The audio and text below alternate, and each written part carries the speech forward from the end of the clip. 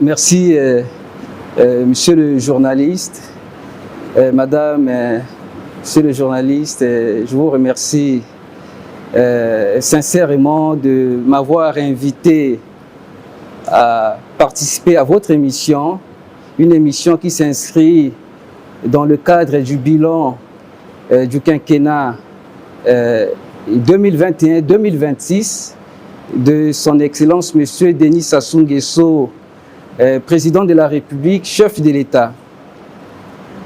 Ayant bénéficié de sa confiance pendant les 5 années qui couvrent le quinquennat, il est de notre devoir, il est de mon devoir de rendre compte sur les politiques, sur les actions qui ont été menées au cours de ce quinquennat.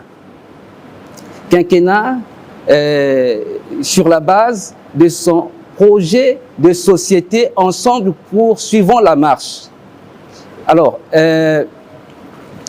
avant de répondre à votre question, permettez-moi de replacer le quinquennat dans son contexte. C'est la question que nous avons posée. Voilà. Replacer le quinquennat dans son contexte.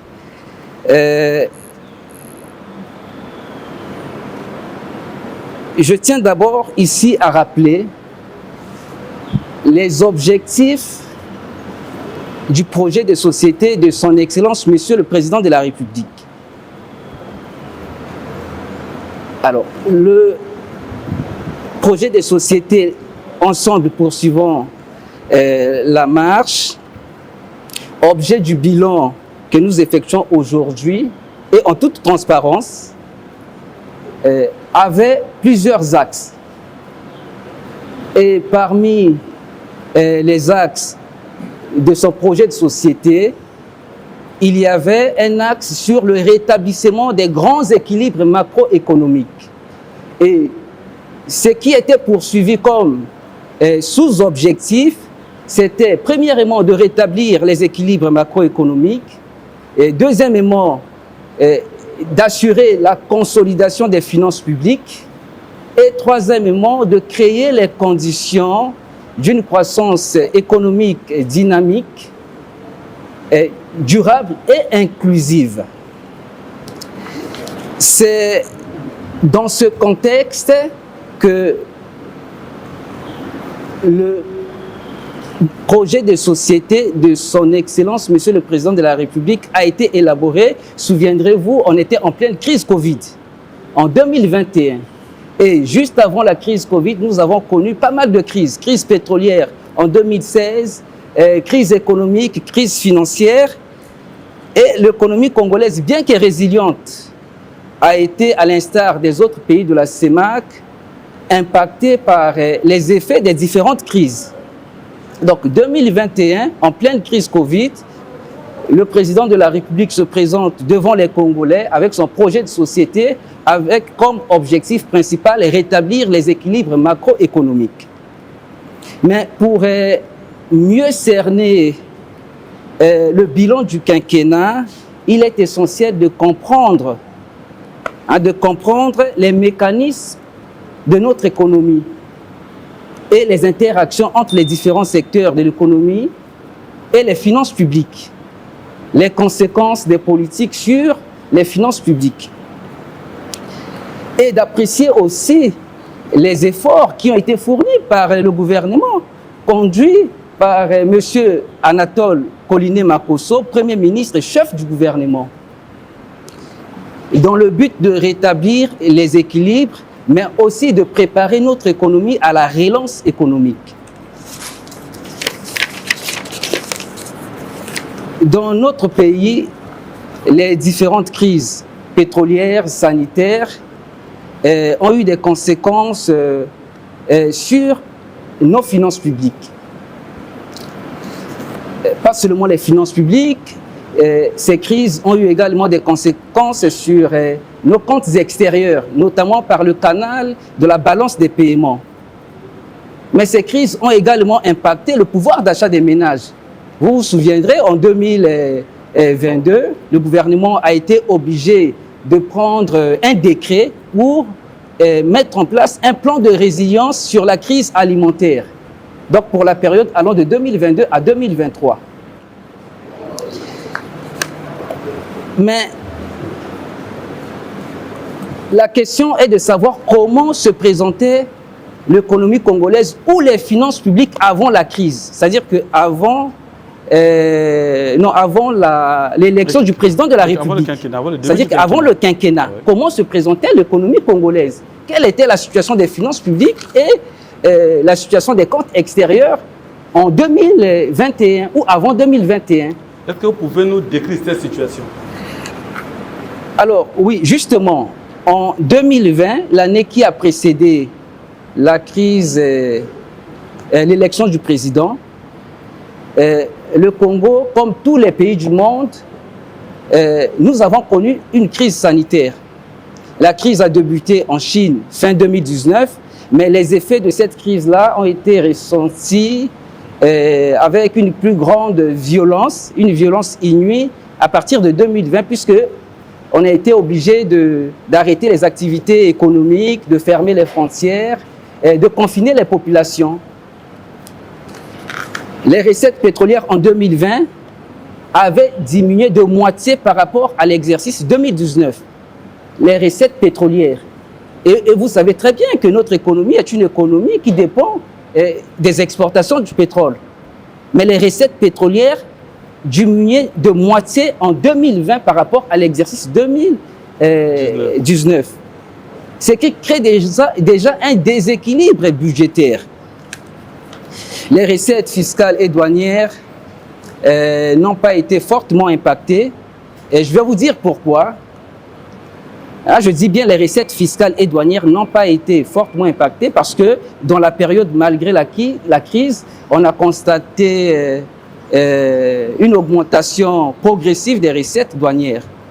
Mais en réalité, il y a bien une raison. Pourquoi les recettes pétrolières ont chuté de moitié alors que les recettes fiscales et douanières n'ont pas subi les effets et du confinement, d'une part, et les effets de la contraction du secteur hors pétrole.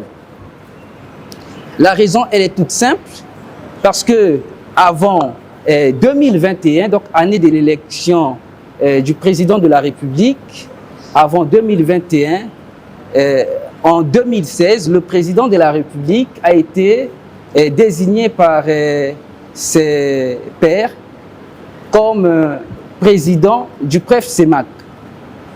Le PREF-CEMAC, c'est le programme des réformes économiques et financières de l'Afrique centrale, de la communauté économique et monétaire de l'Afrique centrale. Et comme président du PREF-CEMAC, donc choisi par ses pairs pour conduire le PREF-CEMAC, le président de la République à l'époque, nous étions en 2016, avait donné des instructions claires au ministre des Finances de l'époque, M.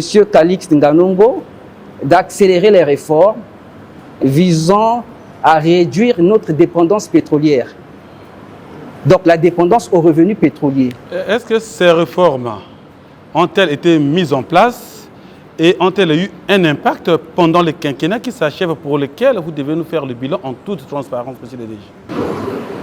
Si les recettes douanières, les recettes fiscales n'ont cessé d'augmenter jusqu'à maintenant, alors que les recettes pétrolières ont enregistré une baisse, c'est grâce à ces réformes. Et je vais vous dire quelles sont les réformes qui ont été menées au temps du ministre Calixte. Oui, en quelques Alors, mots. Ces réformes visaient, entre autres, l'élargissement de l'assiette, la digitalisation des régies financières. C'est à partir de 2016 que vous avez assisté au GUP, les guichets uniques de paiement.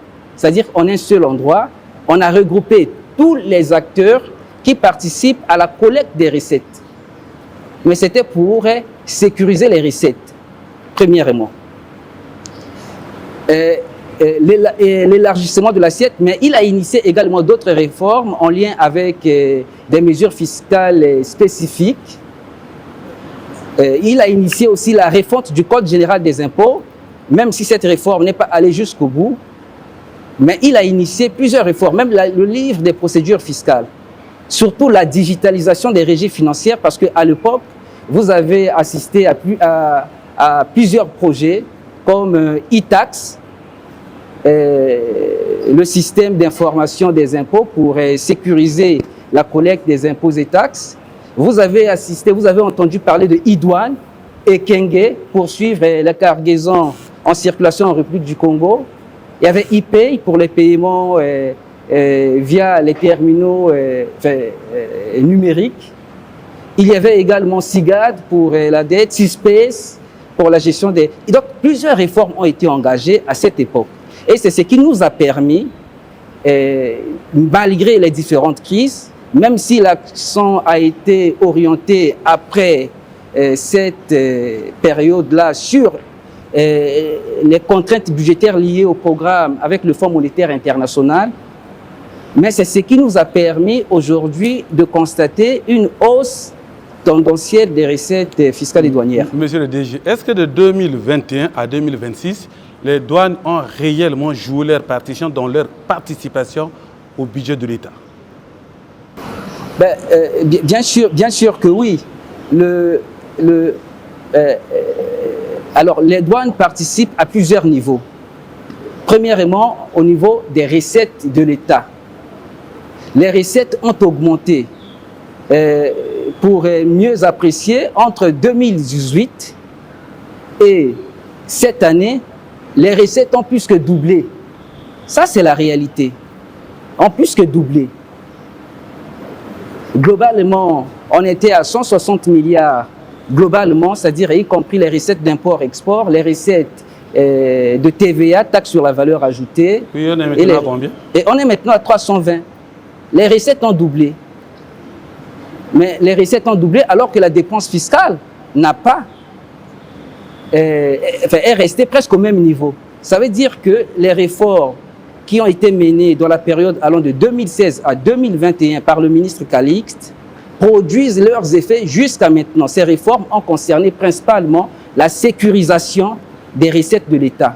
Je vous ai dit au début que je ne suis pas seul sur ce plateau. J'ai Marna Mankele et j'ai Res Moussa. Alors Marna, vous avez le directeur général des douanes et des domaines des droits indirects devant vous. Alors, monsieur le directeur général, bonjour. En toute transparence, vous avez épinglé les réformes qu'en période de Covid, les recettes fiscalo-douanières ont été d'une contribution non moins essentielle dans le budget de l'État. Alors, vous avez mis en place des systèmes tels que le système de suivi des cargaisons. Qu'en êtes-nous aujourd'hui là? S'il faut faire le bilan, est-ce que ce suivi-là continue toujours, le système mis en place fonctionne de manière efficiente? Alors, ce système qui a été mis en place a fonctionné pendant un bon moment et aujourd'hui, c'est pour des problèmes de trésorerie, parce qu'il faut payer des prestataires, que ce système-là est en pause. Mais c'est un système qui peut être réactivé à tout moment. Parce que vous savez très bien qu'entre-temps, il y a eu des choix à faire entre le paiement des salaires et le paiement des prestataires. Mais sinon, le système peut être réactivé à tout moment. Alors, monsieur le directeur général, le Congo fait partie de l'Organisation mondiale des pays douaniers. Alors aujourd'hui, est-ce que nous sommes, notre la douane congolaise, est-elle en phase avec les prescrits des institutions, de l'institution internationale que est l'OMD? Bien sûr que oui, vous le savez très bien. Le Congo a présidé l'Organisation mondiale des douanes au niveau régional entre 2020 et 2022. Le Congo fait partie des pionniers puisque non seulement que nous sommes membres, nous avions ratifié la convention de Kyoto révisée qui est la convention sur l'harmonisation, la simplification des procédures douanières. Et nous l'avons ratifié en 2017. Et d'ailleurs, je me souviens, avec mon prédécesseur, M. Jean-Alfred Onanga, nous étions partis à Bruxelles pour présenter notre instrument d'adhésion. Et donc, depuis, nous mettons en œuvre toutes les réformes visant à simplifier et à harmoniser les procédures douanières, donc à faciliter le commerce international. Dernière question pour céder la parole à mon collègue. Aujourd'hui, malgré des réformes pour la digitalisation, pour la facilitation au niveau des principes, au niveau de tout ce qui est dédouanement de marchandises, tout le système, toutes les réformes qui ont été mises en place. Et aujourd'hui, il y a toujours la léthargie qui règne au niveau de l'administration douanière. Qu'en est-il aujourd'hui, monsieur le directeur général? Oui, je comprends tout à fait votre question.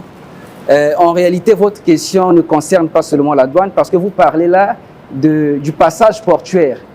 Ce qu'il faut retenir, madame la journaliste, la douane est un acteur parmi plusieurs acteurs, parmi tant d'autres.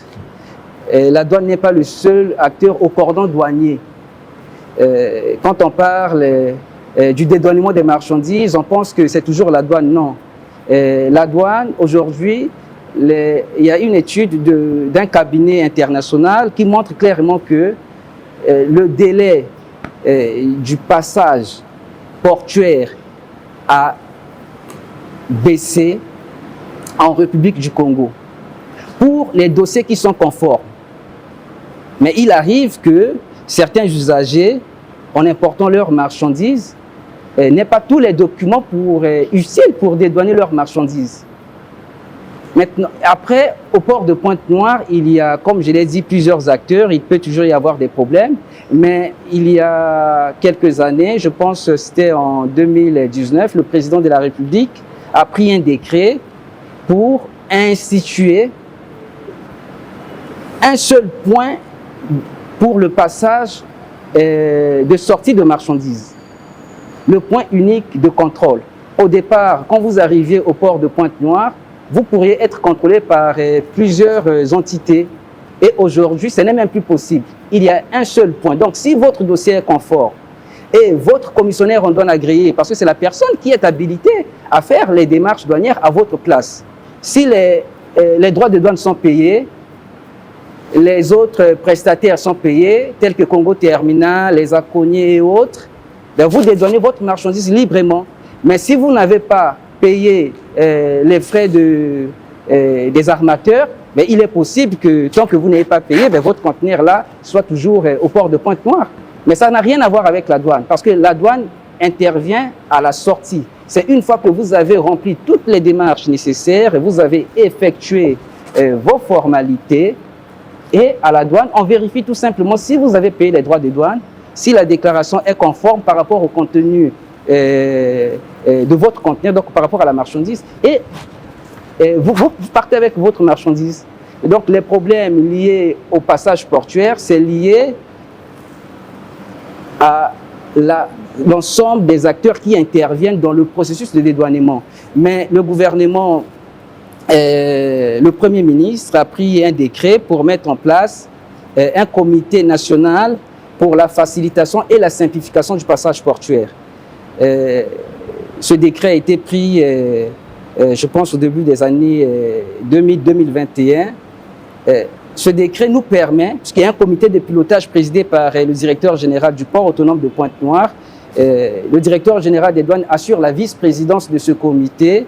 Donc, nous nous réunissons avec tous les acteurs de la plateforme portuaire pour regarder, examiner tous les problèmes auxquels les usagers sont confrontés et trouver des solutions.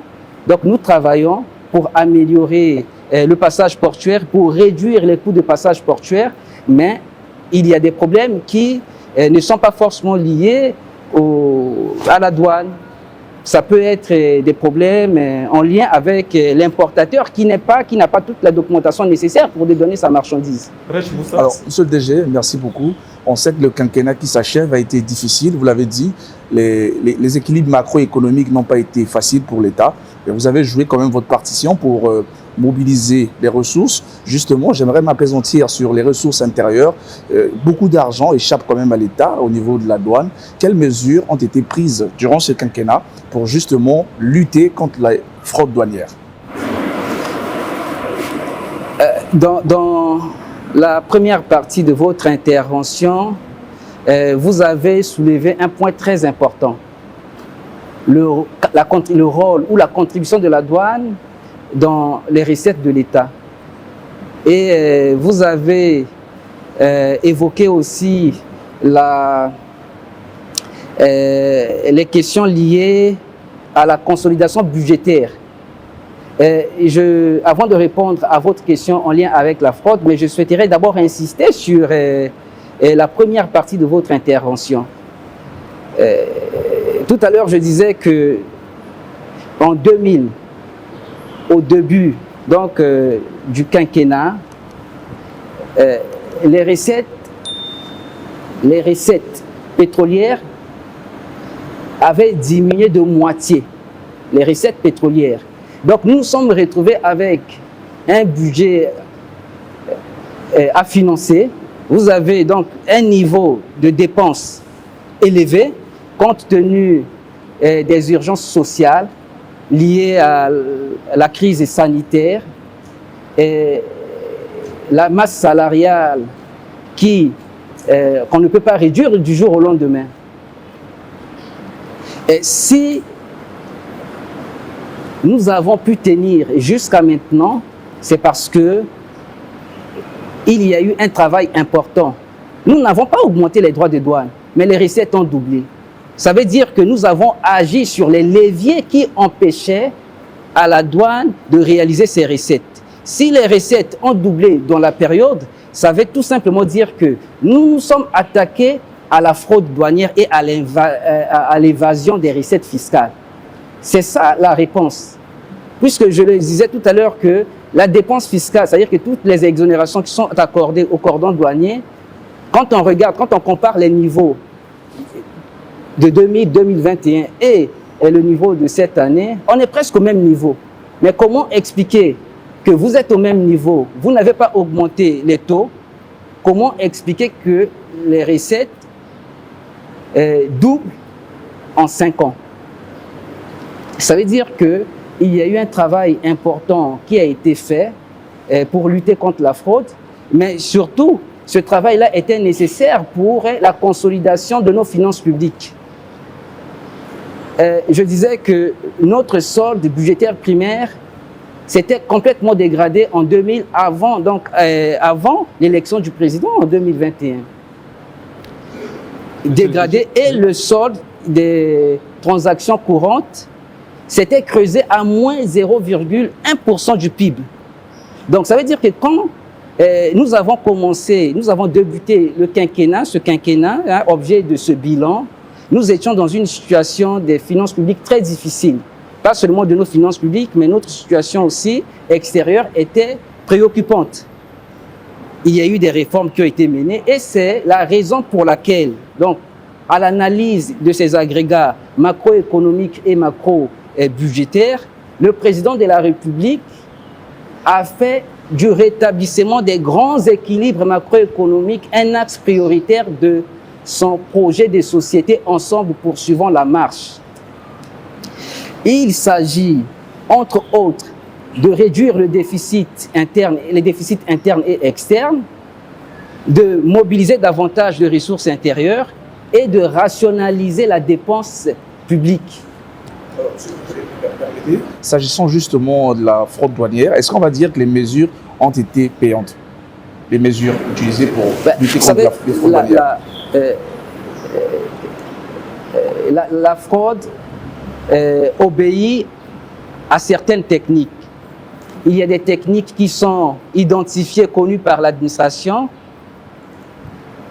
Et dès lors, nous mettons en place des stratégies pour contrer la fraude. Et récemment, vous avez suivi à la télévision, il y a eu une communication importante sur l'évasion fiscale occasionnée par les conventions d'établissement. C'est à l'occasion des travaux au Parlement, à la Commission économie et finances, et nous avons constaté que certaines entreprises bénéficiant des conventions d'établissement, vous savez, les conventions d'établissement en République du Congo, ce sont c'est comme une convention signée entre le gouvernement et une entreprise pour permettre à une entreprise de s'installer. Donc, permettre à une entreprise de démarrer ses activités sans que le poids de la fiscalité intérieure et la fiscalité de porte ne pèse sur l'activité économique, sur l'activité de cette société. Mais nous avons constaté qu'il y a des entreprises qui sont devenues des hubs pour les autres. Donc, vont chercher des conventions d'établissement pour faire passer les marchandises des tiers. Et ces marchandises-là qui bénéficient des réductions des droits de douane se retrouvent dans les magasins et sont utilisées pour des activités marchandes. Là, c'est un exemple de la fraude qui est constatée et les mesures ont été prises. Et d'ailleurs, dans la loi de finances de l'année 2025, le Parlement a pris des mesures pour lutter efficacement contre cette fraude au cordon douanier. Merci, monsieur le DG. Nous avons dit au début de cette tranche que nous avons encore deux amis qui vont nous rejoindre ici. Alors, il s'agit de Carly. Carly, c'est notre ami de Télésud, enfin Global Africa Télévision, anciennement Télésud, qui est basé en France, et de Emery Obargui. Emery Obargui, c'est un journaliste indépendant de la République du Congo. Donc, avec les deux collègues, nous allons poursuivre la seconde et dernière partie de votre passage dans ces 30 jours pour convaincre en toute transparence. Monsieur le DG, l'aide des chantiers, digitalisation, lutte contre la fraude, convention d'établissement, fiscalité pétrolière. Alors, ça fait un peu trop et peut-être peu à la fois, mais est-ce que toutes ces réformes dans ce sens-là ont été faites et que les fruits qu'on récoltait émanent également de ce qui aura été fait dans ce quinquennat, dans les 4 entités que je viens de citer? Alors là, vous venez de citer pas mal de... Nous avons parlé de la fiscalité pétrolière, la convention d'établissement, la digitalisation du système douanier et bien d'autres.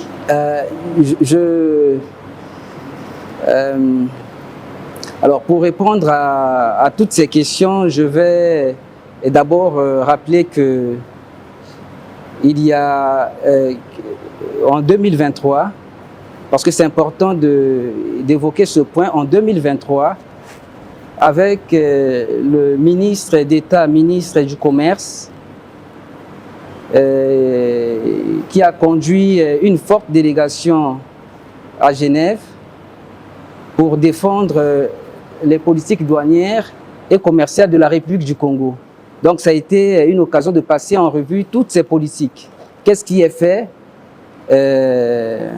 en matière de digitalisation? C'est ce que vous avez évoqué.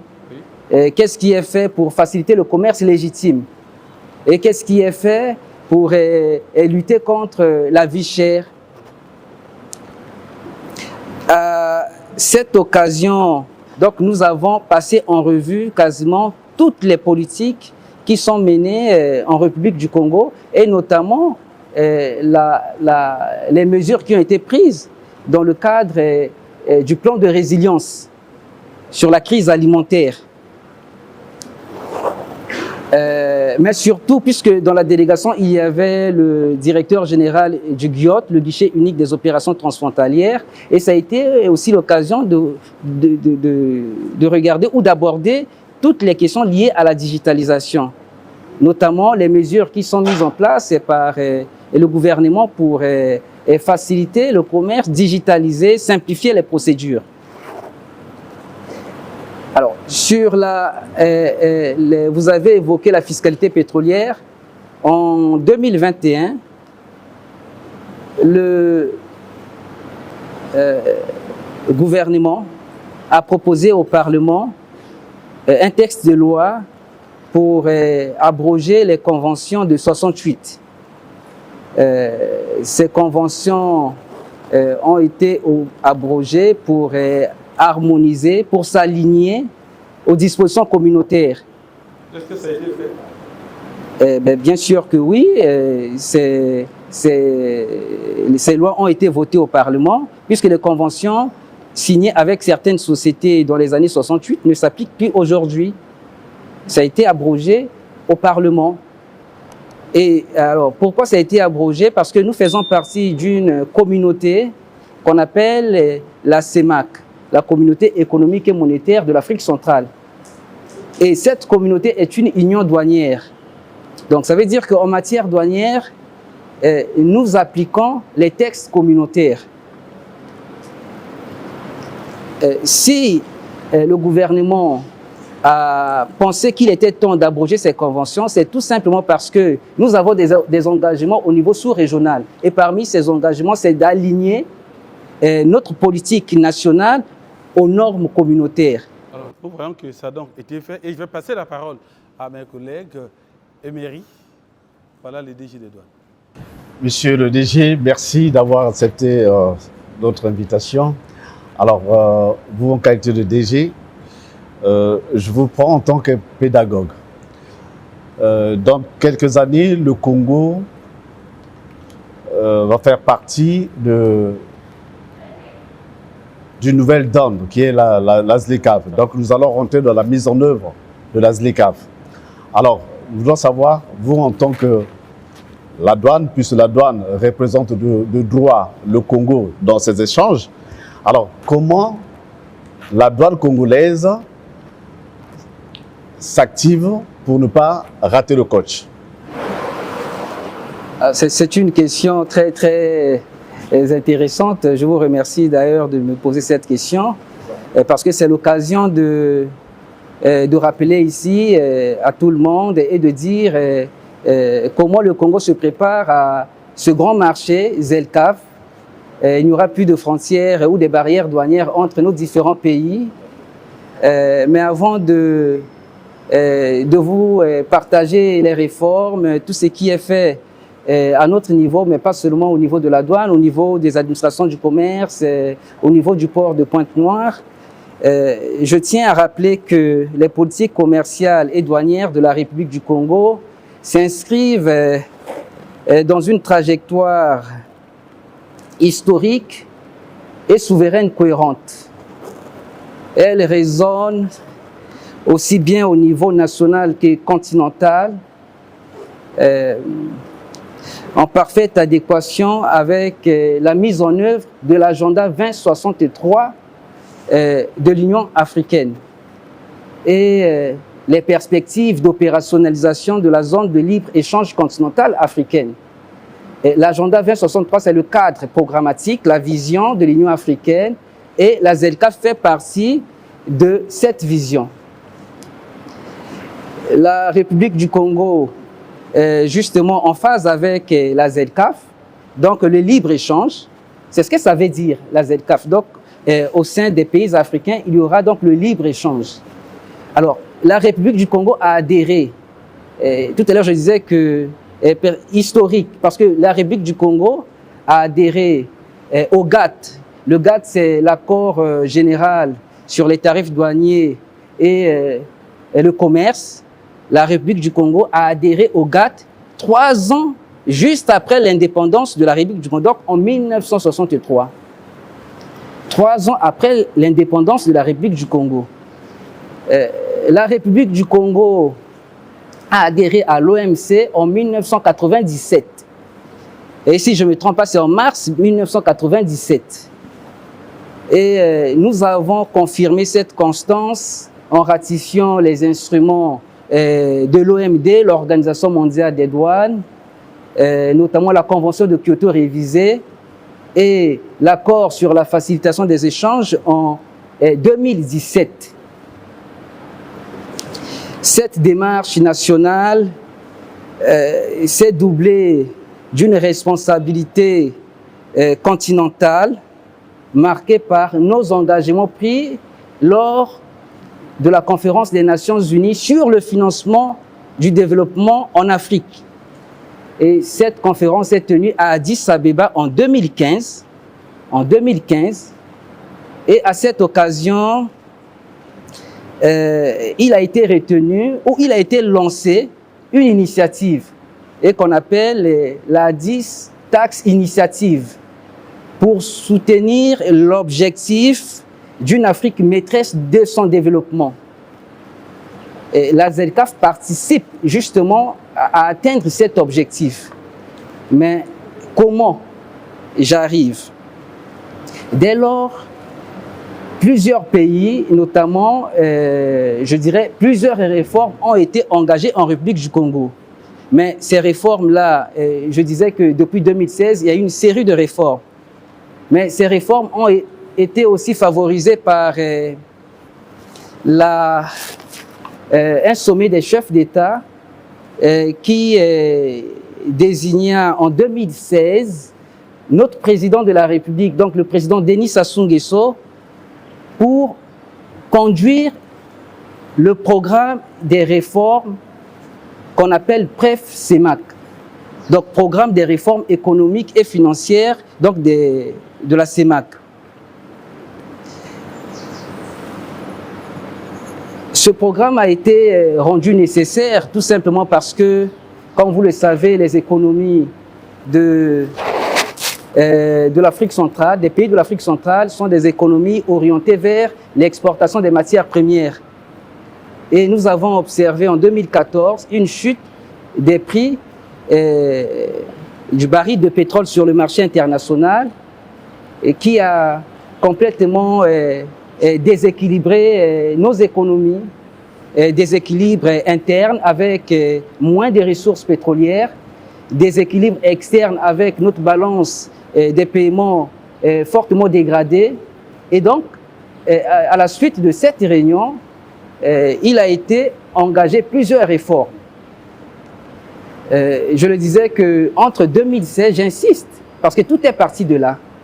Et ces réformes donc visaient à réduire la dépendance pétrolière de notre économie et à engager toutes les actions pertinentes pour diversifier notre économie.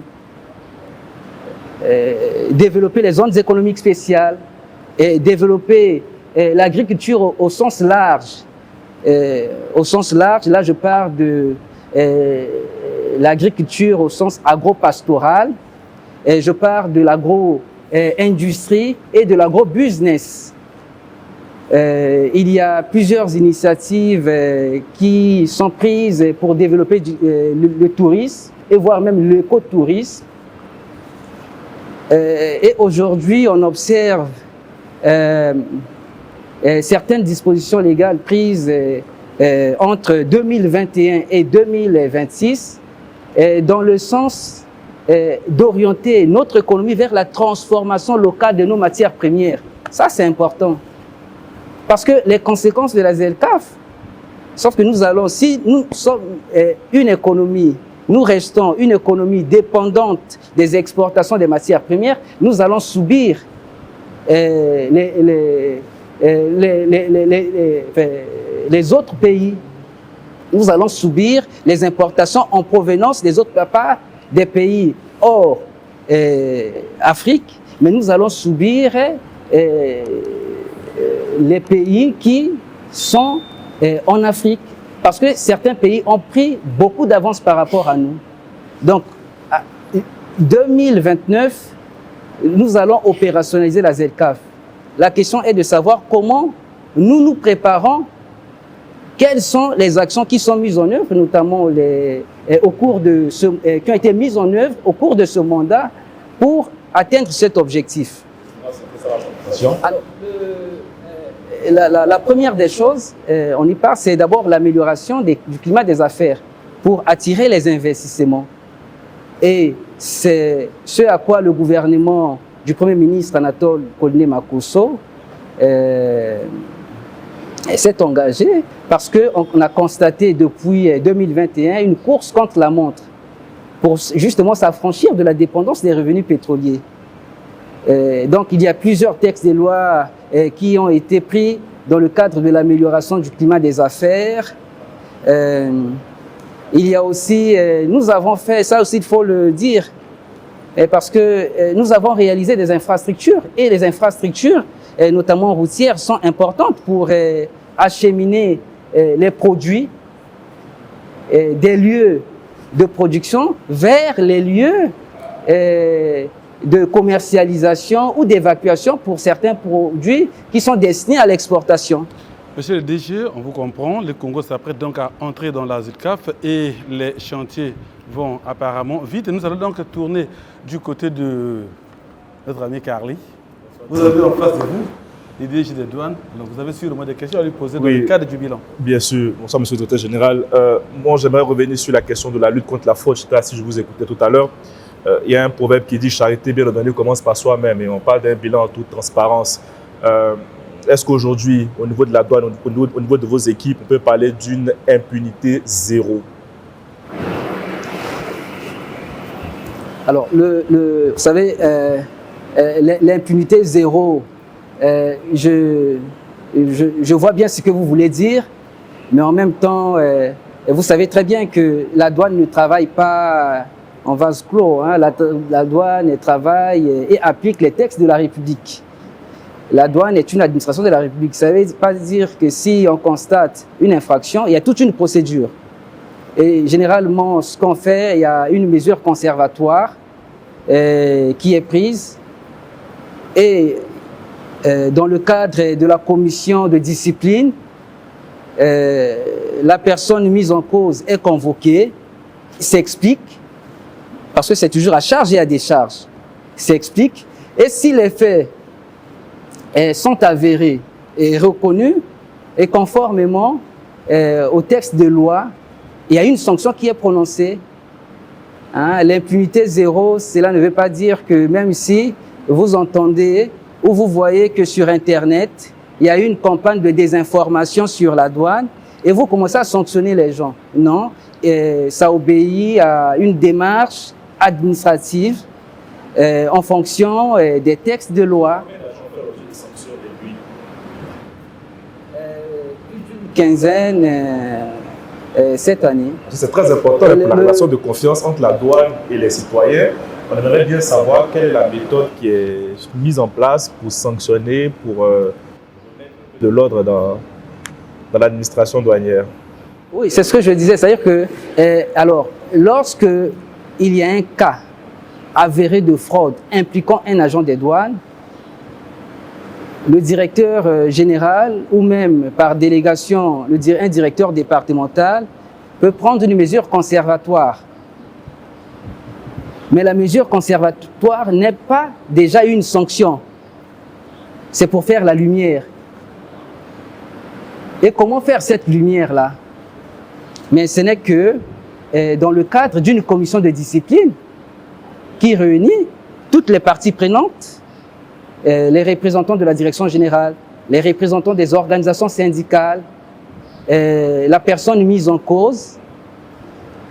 Et comme je l'ai dit, si les faits sont avérés, c'est là où on peut prendre une sanction. Si vous n'étiez pas aujourd'hui directeur général de la douane, que reprocherez-vous à cette administration?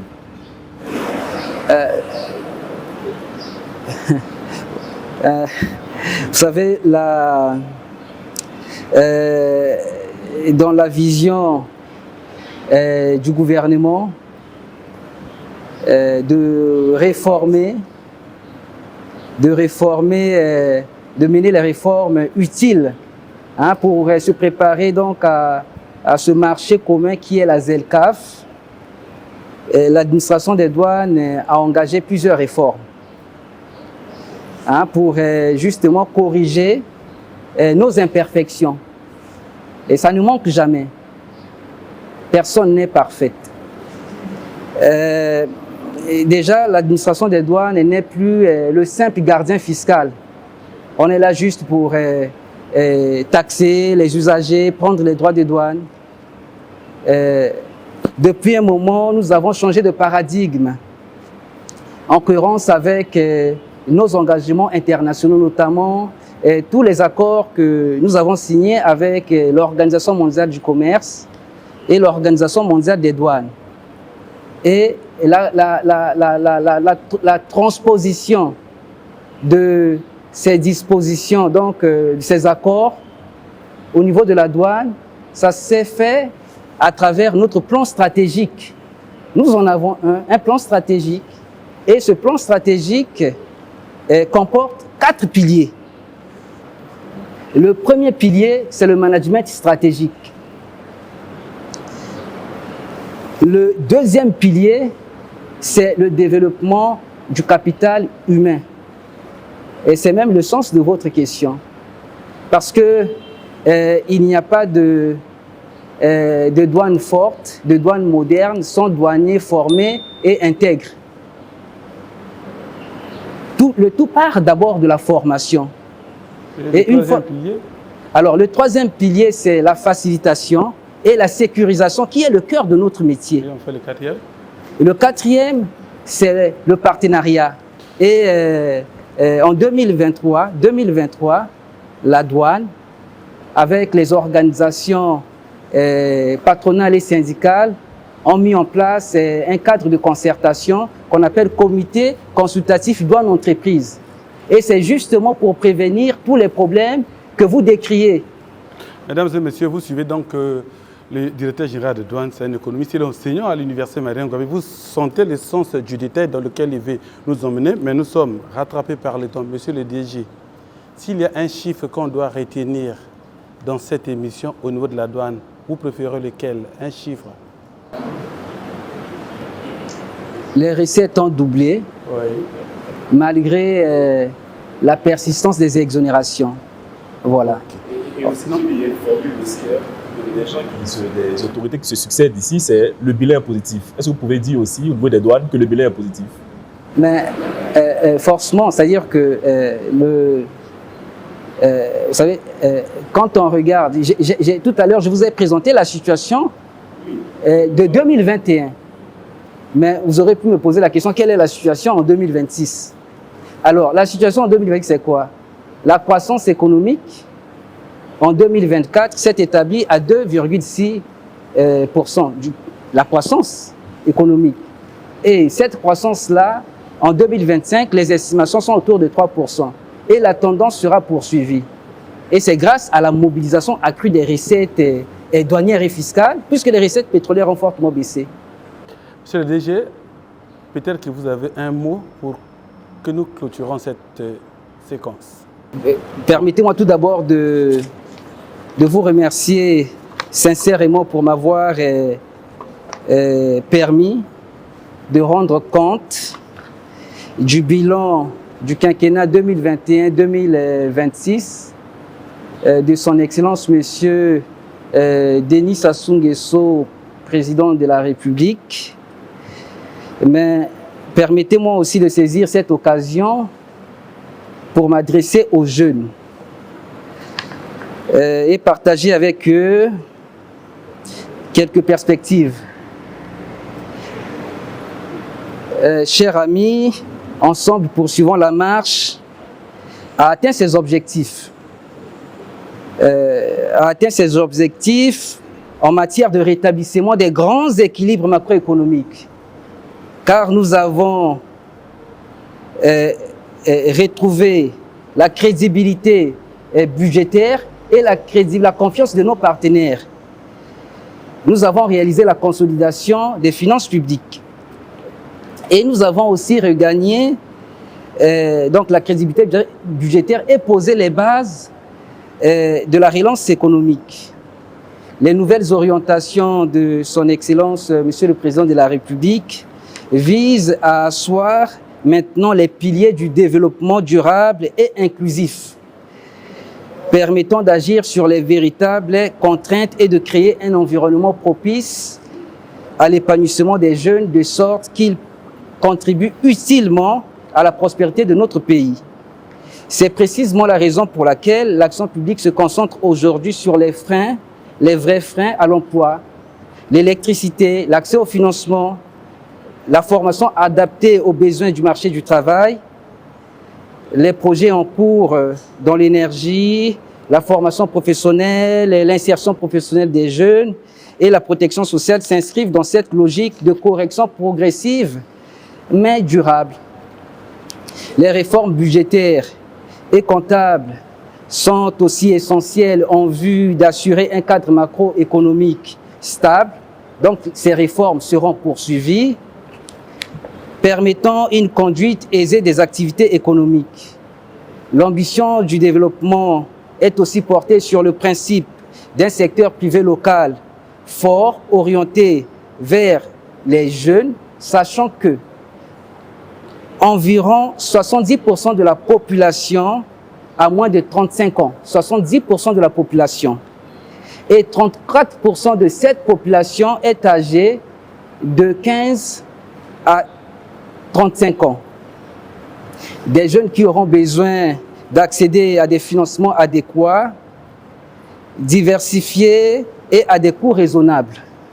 C'est pourquoi la vision du président de la République entend tout faire pour lever les principaux freins et de créer toutes les conditions d'accès facilité au financement de toute nature. La digitalisation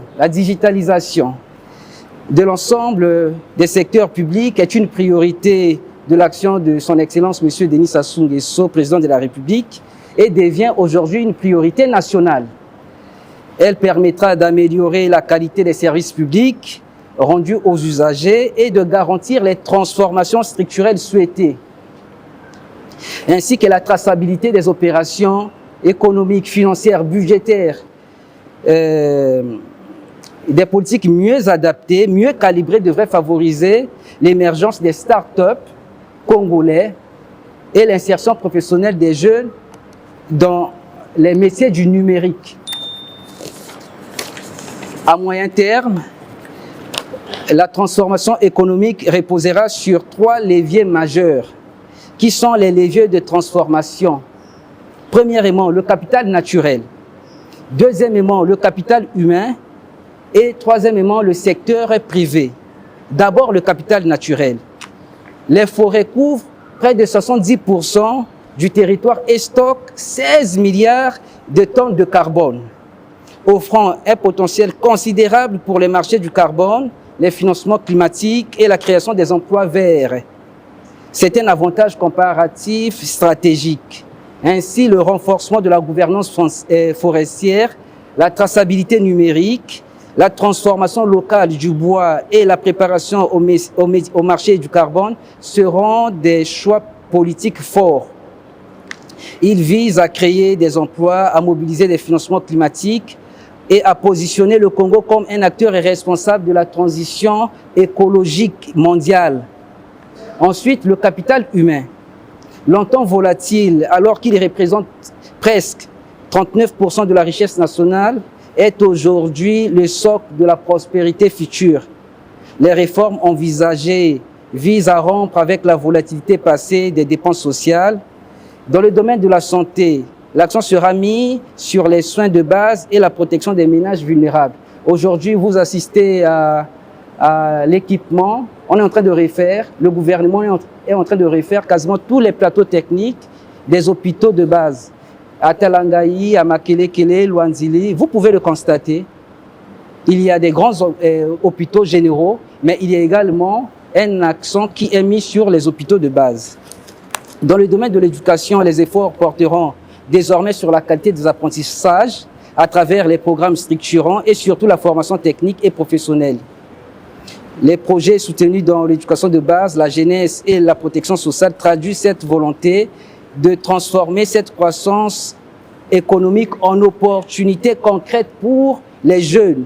Enfin, le secteur privé, qui pourrait jouer un rôle central via les partenariats publics-privés, bien structurés et l'émergence des champions nationaux, notamment dans le domaine de l'énergie, les infrastructures et le numérique. Pour terminer, en toute transparence, il est clair qu'aujourd'hui, en République du Congo, avec ou grâce à son Excellence M. Denis Sassou Nguesso, président de la République, la stabilité macroéconomique est rétablie. Les réformes avancent.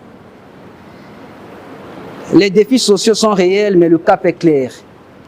Investir dans le capital humain, valoriser le capital naturel et créer les conditions d'un secteur privé dynamique, tout en renforçant la crédibilité budgétaire et la mobilisation accrue des ressources internes, afin de poursuivre, et ensemble, notre marche vers le développement et de garantir la prospérité économique dans l'unité et dans la paix.